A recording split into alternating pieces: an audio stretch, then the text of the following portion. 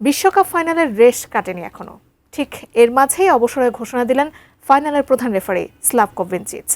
ফাইনালের ঠিক এক সপ্তাহ পরে কেন হঠাৎ বাঁশি তুলে রাখলেন ৪৬ বছর বয়সী স্লোভেনিয়ান রেফারি? এর পেছনে কি ফিফার কোনো গোপন চাপ নাকি অন্য কোনো রহস্য রয়েছে? বিস্তারিত জানাচ্ছেন বদরুজ্জামান মিলন।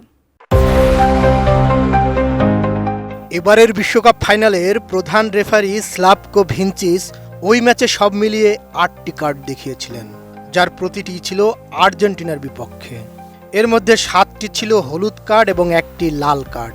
অথচ স্পেনের কোনো খেলোয়াড় এই ম্যাচে একটি কার্ডও পাননি। এবার অবসরে গেলেন ফাইনালের সেই আলোচিত রেফারি। স্লোভেনিয়ান ফুটবল অ্যাসোসিয়েশন এক অফিসিয়াল বিবৃতিতে নিশ্চিত করেছে যে ৪৬ বছর বয়সী এই অভিজ্ঞ রেফারি ফুটবল রেফারিংয়ের সর্বোচ্চ শিখরে থেকেই নিজের ক্যারিয়ারের ইতি টেনেছেন। তবে এই অবসরের পেছনে কোনো নাটকীয় বা নেতিবাচক কারণ নেই, বরং ক্যারিয়ারের সবচেয়ে বড় অর্জনের পর সঠিক সময়ে বিদায় নেওয়ার চিরন্তন সিদ্ধান্তই কাজ করেছে। স্লাভকো ভিনচিচ তার ক্যারিয়ারে উয়েফা ইউরোপা লিগ এবং উয়েফা চ্যাম্পিয়ন্স লিগ ফাইনালের মতো মর্যাদাপূর্ণ ম্যাচ পরিচালনা করেছেন।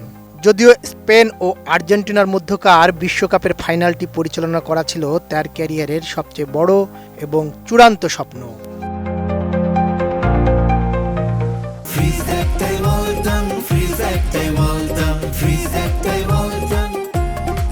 স্লোভেনিয়ান ফুটবল অ্যাসোসিয়েশন তাদের বিবৃতিতে স্পষ্ট বলেছে, যুক্তরাষ্ট্রে বিশ্বকাপ ফাইনাল পরিচালনার এক সপ্তাহ পর স্লাভকো ভিনচিচ বিশ্বের একেবারে শীর্ষস্থানে থেকে তার ঐতিহাসিক রেফারিং ক্যারিয়ারের আনুষ্ঠানিক সমাপ্তি টানলেন।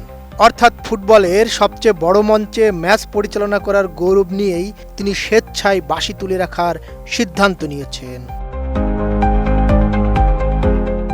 যদিও এটি একটি পূর্ব পরিকল্পিত বা স্বাভাবিক অবসর, তবে স্পেন আর্জেন্টিনা ফাইনাল ম্যাচে তার কিছু সিদ্ধান্ত নিয়ে ফুটবল বিশ্বে তুমুল আলোচনা সমালোচনা চলছে, যা তার এই বিদায়ক্ষণকে আরও বেশি লাইমলাইটে নিয়ে এসেছে। কেন এই রেফারিকে নিয়ে এত বিতর্ক? নির্ধারিত ৯০ মিনিটের অতিরিক্ত সময়ে আর্জেন্টিনার মিডফিল্ডার এনজো ফার্নান্দেসকে লাল কার্ড দেখিয়ে মাঠ ছাড়া করেন ভিনচিচ, যা ম্যাচের ভাগ্য নির্ধারণে বড় ভূমিকা রাখে।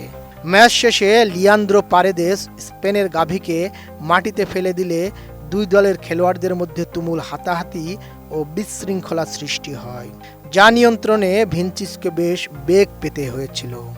এই বিশৃঙ্খল পরিস্থিতি নিয়ে বর্তমানে ফিফা আনুষ্ঠানিকভাবে তদন্ত করছে। বদিউজ্জামান মিলন, এটিএন নিউজ।